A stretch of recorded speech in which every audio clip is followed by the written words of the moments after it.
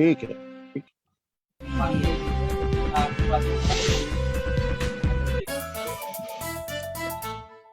जितना जी में आए खाओ, बस खाते ही खाते जाओ।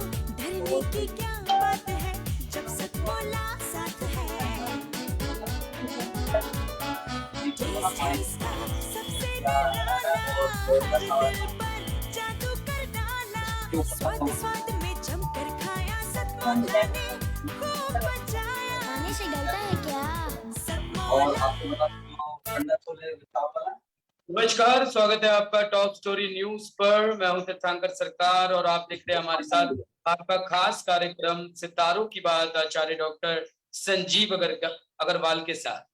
जैसा कि दर्शकों आपको पता है, रोजाना हम आप लोगों के लिए नए नए टॉपिक्स जो है, नई नई जानकारियां जो है, आपके जीवन से जुड़ी, धर्म से जुड़ी, सभी क्षेत्रों से जुड़ी नई नई जानकारियां आप लोगों के समक्ष लेके आते हैं, ताकि आप लोगों में किसी भी तरह का अंधविश्वास जो है समझ कर फिर उसे अपने जीवन में आत्मसात कर सके। आज हम जो टॉपिक लेके आए आप लोगों के लिए दर्शकों, काफी प्रचलित टॉपिक है। आज हम बात करने वाले हैं मंदिर की। अक्सर आप में से, हम में से हर व्यक्ति मंदिर जाता है, भगवान की पूजा करता है। कई बार हम त्योहारों में देखते हैं कि कई व्यक्ति जब अलग अलग मंदिरों में जाते तो वहां पर खंबा लगाते हैं। हम मथुरा जाते हैं तो हम गोवर्धन में परिक्रमा करते हैं। मंदिरों में दिए को हाथ से दिए की आशीष दी जाती है। तो ऐसी ही बहुत सारी क्रियाएं होती है जिसे हम मंदिरों में जाकर करते हैं। लेकिन क्या आपको पता है कि कई लोगों को लगता है कि बने बनाए रीति रिवाज है, तो इन्हीं रीति रिवाजों के तहत हम इसको करते आ रहे हैं। लेकिन क्या आप जानते हैं कि इनके पीछे के वैज्ञानिक कारण क्या है? आखिर ये चीजें हम क्यों करते हैं और इसके पीछे का जो साइंटिफिक रीजन है वो क्या है? आज हम इन्हीं विषयों पर बात करने वाले हैं। आचार्य जी मेरे साथ जुड़ चुके हैं। आचार्य जी, बहुत बहुत स्वागत है आपका टॉप स्टोरी न्यूज पर। नमस्कार, जय माँ भारती, जय श्री राम। दोस्तों, सबसे पहले तो कल हमारा स्वतंत्रता दिवस है। आप सब लोगों को शुभकामना देता हूँ। पूरे देश के लिए शुभकामनाएं कि आप लोग सभी देश हित के अंदर स्वतंत्रता दिवस मनाएं और देश के लिए कुछ ना कुछ योगदान दें। और योगदान ये है, अगर हम देशभक्त भी बने रहे तो शायद हम लोग ज्यादा कुछ कर पाएंगे। ज्यादा योगदान आपको देना ही है। अगर आप अपने घर में फल खाते हैं और उसकी गुठली बचती है तो आप उसे इकट्ठा करिए, और अब जब जाते हुए हो तो सड़क के किनारे डालिए, खेतों के किनारों पर डालिए, तो उससे भी आपको लाभ होगा। देश के दुश्मन आजकल हर जगह पर है, उन पर निगाह रखिए। अगर कोई आपको गलत गतिविधि देती है तो अपने नजदीक के पुलिस स्टेशन के अंदर आप दीजिए। अगर हमारा राष्ट्र बचेगा तभी हमारा आने वाला वंश बचेगा। सरकार लड़ सकती है 10-50 लोगों से, लेकिन आप पूरे लोगों से लड़ सकते हैं। उसके बारे में जागरूकता कर सकते हैं, सरकार को बचा सकते हैं। हर व्यक्ति फाइटर नहीं होता। सोचा आपके सही समय पे दी हुई सूचना से भी आपको लाभ होगा। पिछले दिनों मैंने आपसे बात की थी कि तीसरी लहर और उसका प्रभाव आज 14 तारीख है और कल 15 तारीख है। लगातार पश्चिमी प्रदेशों में और उत्तरी प्रदेशों के अंदर, साथ में कुछ दक्षिणी प्रदेशों के अंदर इस समय कोरोना का विष फिर अपने चरम पे आ गया है। हम लोग नॉर्थ इंडिया में अभी इधर की तरफ वो विष नहीं बढ़ा है। उसके लिए अभी अपने बच्चों को, मेरा अपना व्यक्तिगत अनुरोध है, बेशक सरकार ने कॉलेज खोल दिए हैं, लेकिन अपने बच्चों को कॉलेज ना भेजें। ये इस टॉप स्टोरी के माध्यम से मैं आपको अपनी तरफ से कह रहा हूँ। आपके बच्चे बचे रहेंगे तो आपकी अगली पीढ़ी भी बची रहेगी। जैसे हम लोग पहले पढ़ रहे थे, अभी भी ऐसी पढ़ें, कोई बुराई नहीं है। हम लोग लिखित करके पढ़े, हम लोग याद करके पढ़े, हम लोग विभिन्न तरीके से पढ़ सकते हैं। अपनी मेमोरी को शार्प करने के लिए आप इंटरनेट का इस्तेमाल करते ही हैं, लेकिन ज्यादा पिक्चर देखने में, ज्यादा दूसरी और चीजों के अंदर गतिविधि ना बढ़ाएं। तो अपने आप को थोड़ा सा महफूज रखेंगे, सुरक्षित रखेंगे, आप सुरक्षित रहिए। आज आपके लिए जो सरकार ने हमसे बात पूछी है, तो मेरी निगाह में तो मंदिर और घर में कोई भी फर्क नहीं है। घर के अंदर जीवित मूर्ति होती है, मंदिर में पाठ की मूर्ति होती है, यानी कि पत्थर की मूर्ति होती है। उसके अंदर हम लोगों को प्राण प्रतिष्ठा करा के जीवन उसके अंदर हम लोग डालते हैं। ऐसा हमारी सनातन मान्यताएं हैं। आज मैं आपसे बात कर रहा हूं, सबसे पहला मेरा टॉपिक है कि चप्पल बाहर क्यों उतार। मैं आपको घर और मंदिर दोनों की बात एक साथ करूंगा, क्योंकि मेरी निगाह में घर और मंदिर में कोई फर्क है ही नहीं। जब आप अपने शहर में पैदल चल के जाते हैं तो चप्पल के साथ, जूते के साथ हमारे कुछ बैक्टीरिया हमारे साथ जाते हैं। तो इसीलिए हम लोग कहते हैं अपने घर के बाहर अपनी चप्पलों को उतार देना चाहिए, सुरक्षित करके और तरीके से रख देनी चाहिए। कल मैंने आपको बताया भी था कि फैली हुई चप्पलों से हमारे अंदर दरिद्रता आती है, हमारे बेचैनी पैदा होती है। इसलिए व्यवस्थित रूप से आप अपने घर के बाहर ही चप्पल रख के नंगे पैर घूमे, या अगर आपको घर के अंदर की चप्पल पहननी है तो उसको पहने। ठीक इसी प्रकार जब हम मंदिर के अंदर चप्पल उतार के जाते हैं तो वहां की जो पॉजिटिव एनर्जी है वो हमारे पैरों के माध्यम से हमारे दिमाग तक आती है और हमारे अंदर वो सुरक्षित वातावरण का संचार करती है, प्लस हमारे में एनर्जी का जो लेवल है वो डेवलप करती है। हमारे विचार किसी, आप कभी भी देखते होंगे किसी धार्मिक स्थल पे जाके आप लोगों के विचार, चाहे आप कितने ही उत्तेजित रहते हो, वहां शांत हो जाते हैं। इसके पीछे कारण ये भी है कि इलेक्ट्रॉनिक और मैग्नेटिक तरंगों का वहां पर बहुत बड़ी मात्रा में स्रोत होता है और जिसकी वजह से हमें नंगे पैर चलने से वहां पे है और हम अपने कई हद तक भी अपने आप को प्रफुल्लित रख पाते हैं, खुश रख पाते हैं। ये तो है चप्पल की बात। अब हम दीपक की बात करते हैं। दीपक के ऊपर हाथ घुमाने का वैज्ञानिक कारण क्या है, इसको जानने की कोशिश करते हैं। शायद ये बात आप लोगों को परंपरा में नजर आती होगी, लेकिन परंपरा नहीं, इसका वैज्ञानिक आधार है। जो हमारे वैज्ञानिकों ने, यानी जो हमारे ऋषि मुनियों ने हमें परोसा था, आरती के बाद सभी लोग दिए या कपूर के ऊपर हाथ रखते हैं और उसके बाद सिर से लगाते हैं, आंखों से भी स्पर्श करते हैं और हृदय से भी स्पर्श करते हैं। ऐसा करने से हल्के गर्म हाथों से दृष्टि इंद्री सक्रिय हो जाती है। अभी इससे पहले मैंने आपको एक बार दृष्टि इंद्री की भी बात की, जिसके अंदर सिद्धियों की बात करी थी मैंने। उससे हमें ताजगी मिलती है और हम अपने आप को पहले से बेहतर महसूस करते हैं। अब आती है हम लोग घर में भी घंटी बजाते हैं, पूजा के वक्त पे शंख बजाते हैं, शंखनाद करते हैं। इसी प्रकार मंदिर के अंदर घंटा लगा होता है जिसकी ध्वनि बजाने से बहुत दूर तक जाती है। कहने को तो दो लाइन में कह सकते हैं कि उससे हमारे बैक्टीरिया दूर होता है। तो बैक्टीरिया खत्म होने से हम लोग अपने आप को काफी मौसम के हिसाब से अपने आप को बेहतर महसूस करते हैं। कीड़े, रोग, कीटाणु ये सब भाग जाते हैं। लेकिन इसका जो प्रारूप है वो क्या है, जब भी मंदिर में प्रवेश किया जाता है तो दरवाजे पर घंटा टंगा होता है और बजाना होता है। ऐसा जरूरी नहीं आप बजाएं, लेकिन बजाना होता है। मुख्य मंदिर जहाँ भगवान की मूर्ति होती है वहां प्रवेश करते समय घंटा या घंटी बजानी चाहिए। इसके पीछे कारण ये है कि इसे बजाने से निकलने वाली आवाज से 7 सेकंड तक गूंज बनी रहती है, कुछ जगह पर 10 सेकंड तक भी गूंज होती है, जो शरीर के 7 हीलिंग सेंटरों को सक्रिय कर देती है। हीलिंग सेंटर यहाँ, यहाँ, यहाँ, यहाँ और नीचे, ये 7 सेंटर होते हैं जिसको ये हीलिंग कर देती है। अर्थात हमारे जो मेरुदंड है, जो रीढ़ की हड्डी का नीचे का हिस्सा, वहां से लेके हमारे ब्रेन तक सभी चीज क्रियाशील हो जाती है। इसके बाद आता है भगवान की मूर्ति। दोस्तों, वो मूर्ति में हजारों लाखों करोड़ों लोगों का विश्वास होता है। कभी भी आप किसी सिद्ध मंदिर में जाइए, वहां परिक्रमा स्थल होता है, एक मूर्ति लगी होती है लगभग भवन के केंद्र भाव में और चारों तरफ गलियारा होता है जी। और उस मूर्ति की जो आस्था होती है वो उसकी प्रसिद्धि का कारण बनती है। मेरे ख्याल से शायद वैष्णो देवी के मंदिर को छोड़ दें अगर, तो हमारे यहाँ सभी मंदिरों के अंदर गलियारे बने। और वैष्णो देवी में क्यों नहीं बना? क्योंकि वो एक पहाड़ पे स्थित है और पहाड़ों से लगी हुई मूर्ति है। बाकी हिंदुस्तान में जितने मंदिर हैं वह सभी जगह गलियारा बना हुआ है, भगवान की मूर्ति बीच में लगी हुई है और लोग उसके चारों तरफ चक्कर लगा के भगवान को नमस्कार करते हैं चारों तरफ से। मंदिर में भगवान की मूर्ति को गर्भगृह में बिल्कुल बीच में रखा ही इसलिए जाता है। ऐसा माना जाता है कि इस जगह पर सबसे ज्यादा ऊर्जा होती है, जहां सकारात्मक सोच से खड़े होने पे शरीर के अंदर सकारात्मक ऊर्जा पहुंचती है और नकारात्मक दुर्गंध हमारे शरीर से चली जाती है। आपने देखा होगा वास्तु के अंदर मंदिर के सामने पड़ने वाला घर, जहां मंदिर का गेट होता है उसके सामने पड़ने वाला घर हमेशा किसी न किसी विकार से परेशान रहता है। उसके पीछे क्या है कि लोग मंदिर में जाते हैं, अपनी मान्यताएं वहां पर रखते हैं भगवान के आगे, तो वो मान्यता वहां पर सुरक्षित रहती है। लेकिन जो उसके अंदर से नेगेटिविटी है वो गेट से बाहर निकलती है, जो भी उसके सामने आता है वो उसको महसूस होती है। तो किसी भी गेट के सामने दूसरे का गेट हो और मंदिर के सामने गेट हो तो वहां पर वो परेशानी बनती है।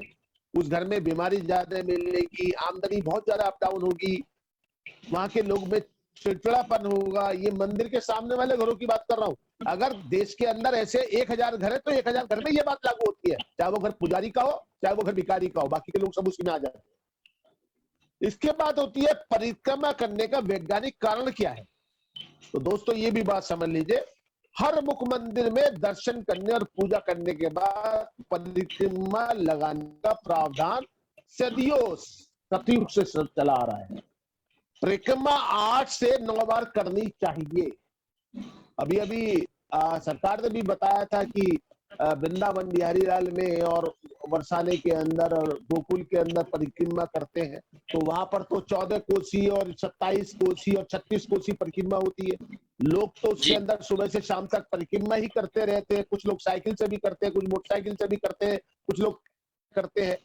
जब मंदिर में परिक्रमा की जाती है तो सारी सकारात्मक ऊर्जा हमारे शरीर को मिलती है, जिससे वो अपने आप की नेगेटिविटी को समाप्त कर देता है और हमको पॉजिटिविटी प्राप्त होने लगती है। हमारे मन में काम करने की संचार मात्रा बढ़ जाती है। तो ये थी आपके सामने जो सरकार ने कहा, मंदिर और आपका घर। ऐसे ही घर के अंदर भी जब आप अपने घर के अंदर पैदल चलते हैं, सकारात्मक ऊर्जा के साथ चलते हैं, तो आपके सारा पूरा परिवार सकारात्मक हो जाता है। जब आप सुबह ऑफिस से निकलते हैं, आप महसूस कीजिए कैसा वातावरण होता है। जब आप शाम को अपने काम से लौट के घर में आते हैं और घर में आने के बाद सब लोगों के साथ सकारात्मक बात करते हैं, उसका प्रभाव क्या होता है आप लोगों को पता है। तो मेरा सिर्फ इतना कहना है, कोई भी चीज, कोई भी कार्य बेकार नहीं है, उसका कोई ना कोई अर्थ जरूर है। फिर कल मिलेंगे आपको और चीजों के साथ। तब तक के लिए मैं सरकार से कहूंगा आ जाए वो दूसरे मैटर में, फिर उसके ऊपर आपसे चर्चा करते हैं। आचार्य जी बहुत बहुत धन्यवाद दर्शकों को मंदिर के पीछे का ये विज्ञान समझाने के लिए, क्योंकि अक्सर लोग जो है इसको एक प्राचीन काल से चली आ रही एक परंपरा या रीति रिवाज महज समझते हैं, वो इसके पीछे का वैज्ञानिक कारण जो है वो नहीं जानते। तो कई लोग ऐसे भी है जो चाह के भी मंदिर नहीं जाते, उन्हें लगता है यार ये तो पुराना रीति रिवाज चला आ रहा है। आजकल के यूथ की अगर हम खास तौर पे बात करें तो वो अपने आप को बड़ा कूल डूड समझता है। उन्हें लगता है कि नहीं यार ये सब पाखंड है, ये सब ये है, ऐसा होता नहीं है। तो उसके पीछे का ये विज्ञान जो है ये समझाना बहुत जरूरी है दर्शकों को, ताकि उन्हें समझ में आए कि सारी चीजें सिर्फ ऐसे ही नहीं है। अगर हम कुछ भी करते आ रहे हैं तो उसके पीछे जो मान्यताएं हैं उसके पीछे में हकीकत में एक वैज्ञानिक आधार है जो हमारे जीवन में एक सकारात्मक प्रभाव है, हमारे जीवन को एक दिशा और दशा देने का काम करती है। तो सभी दर्शकों से मेरा अनुरोध है, अब आपको मंदिर से जुड़े जो वैज्ञानिक तथ्य है वो आपको समझ में आ गए होंगे। तो आप आगे से कभी भी मंदिर जाएंगे और मंदिर में जाके जब आप कभी भी परिक्रमा करेंगे या आप घंटी बजाएंगे तो आपको उसके पीछे का वैज्ञानिक आधार जो है वो भी पता होगा। आचार्य जी अब क्योंकि दर्शकों इस समय वक्त हो चुका है आज का भविष्य पर जानने का, आचार्य जी मैं आपसे अनुरोध करूंगा कि दर्शकों को आज बता दीजिए कैसा बीतने वाला है उनका दिन। दोस्तों आज 14 अगस्त 2021 श्रवण शुक्ल पक्ष उदया तिथि छठी और उसके बाद शनिवार का दिन है और उसके बाद सप्तमी भी आज ही आ गई है। आज सुबह 11:13 से शुभ योग है, क्योंकि आज छठी में साते हैं, इस तरह ही चक्र चल रहा है। कुछ तिथि और होती है, आती और वक्त है, लेकिन सूर्य के समय जो तिथि होती है उसी को मान्यता है। और आज सुबह 5:44 तक स्वाति नक्षत्र रहा है, उसके बाद फिर नक्षत्र का बदलाव हो जाएगा। अब आते हैं 11 तारीख को शुक्र बदल गया था, शुक्र चला गया था कन्या में अपने नीच राशि में, तो उसका प्रभाव भी आपके ऊपर है। और कल सूर्य भी बदल जाएगा, सूर्य सिंह राशि में चले जाएगा तो उसका प्रभाव भी पड़ेगा। लेकिन मैं आपको आज की राशि बता रहा हूँ। सबसे पहले बात करते हैं मेष राशि की। आज राजनीति से जुड़े लोगों के लिए सामाजिक स्तर पर रुतबा बढ़ेगा। कार्य क्षेत्र को बढ़ाने के लिए किसी मित्र और आपकी आर्थिक मदद से आपको लाभ पहुंच सकता है। ऑफिस में आपके कार्यों की प्रशंसा होगी, प्रमोशन के योग बनेंगे। आज आपकी आर्थिक स्थिति पहले से मजबूत होगी और भविष्य के लिए कोई आप योजना बनाएंगे तो आपको निश्चित तौर से लाभ होगा। अपनी सेहत के लिए जरूर आपको ख्याल रखना चाहिए और खाने पीने का ध्यान। आती है वृक्ष राशि का स्वामी शुक्र है। आज किसी दूसरे से ज्यादा आलोचना से आपको बचना चाहिए। ना आलोचना करें और दूसरा करता है तो कान में रुई लगा ले। वैसा ही दिखाई देता है। परिस्थितियां आपके साथ नहीं चल रही है, आपके खिलाफ चल रही है। थोड़ा मन में शांति रखें, विचारों के अंदर, वाणी के अंदर थोड़ा नियंत्रण रखें। हो सकता है माता पिता का आशीर्वाद ले, उससे आपके काम बनेंगे। पत्नी के साथ व्यवहार सीमित रखें, तो उसके बाद उस आप दोनों के बीच में विवादित कोई भी बात नहीं होगी। उसके बाद शाम होते होते आपकी परिस्थितियां बढ़िया होती चली जाएंगी। इसमें कोई अतिशयोक्ति नहीं है। किसी सीनियर साथी का आपको साथ मिल सकता है, जिससे आपका सम्मान बढ़ेगा। ये मिथुन राशि, शनि की ढैया चल रही है, स्वामी इसका बुध है।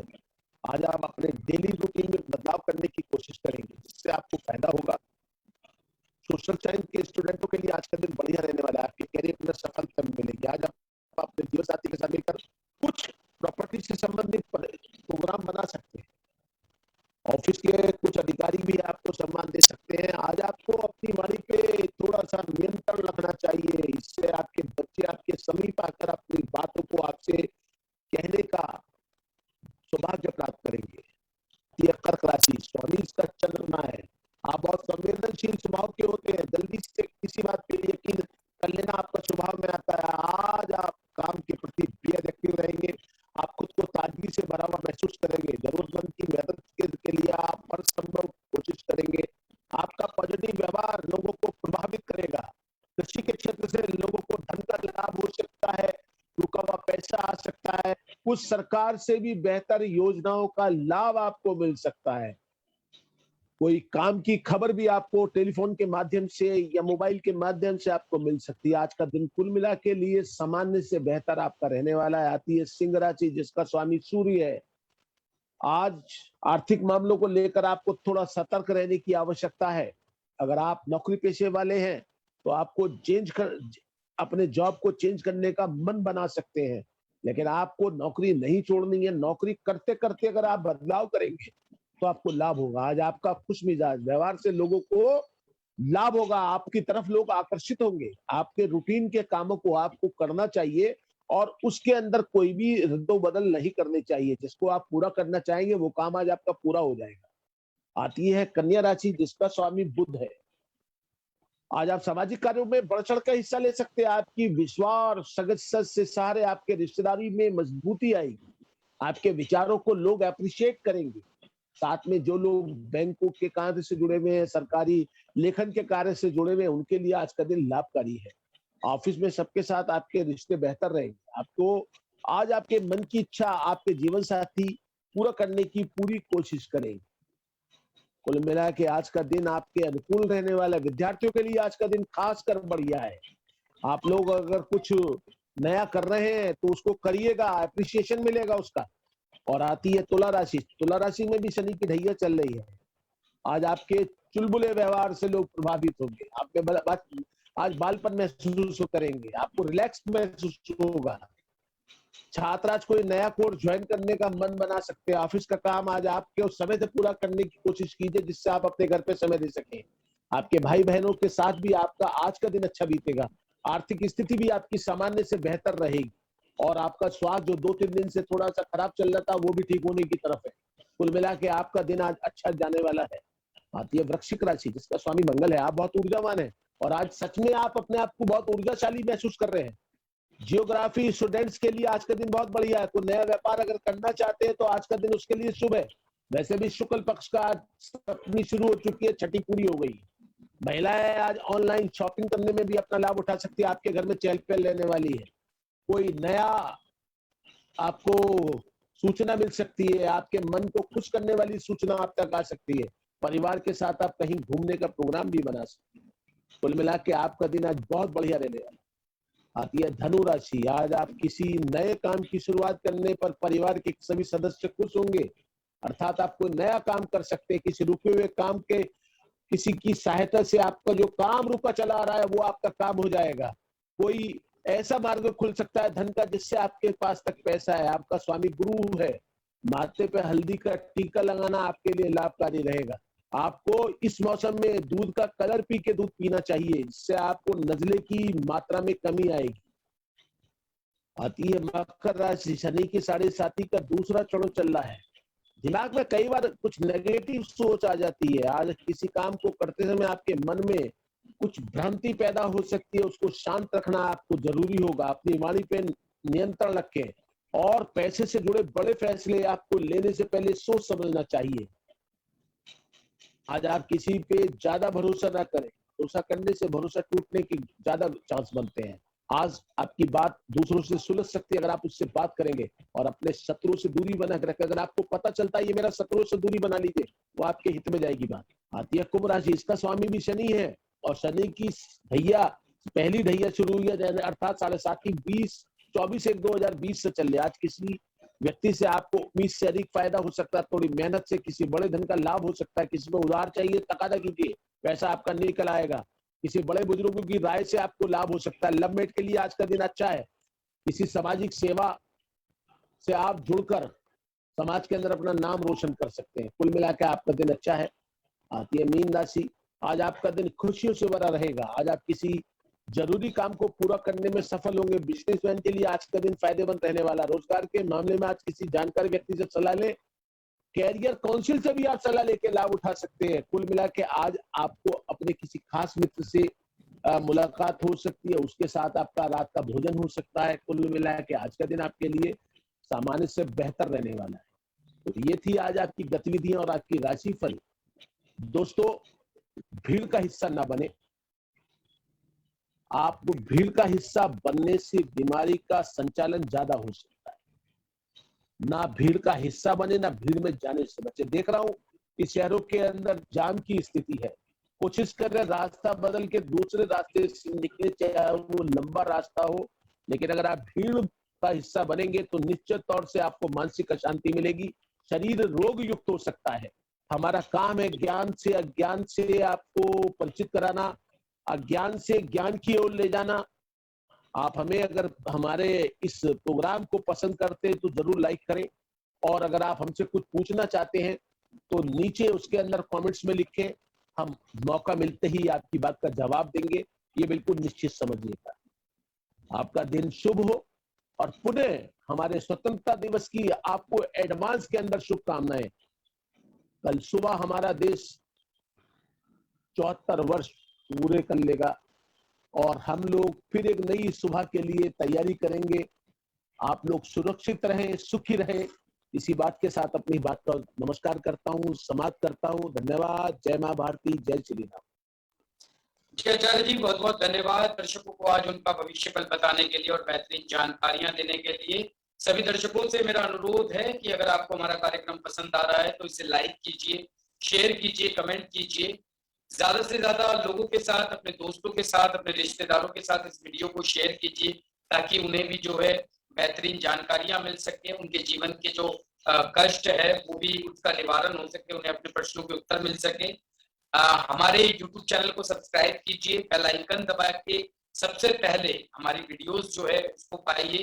ताजा तरीन खबरों को पढ़ने के लिए लॉग इन कीजिए www.topstory.online।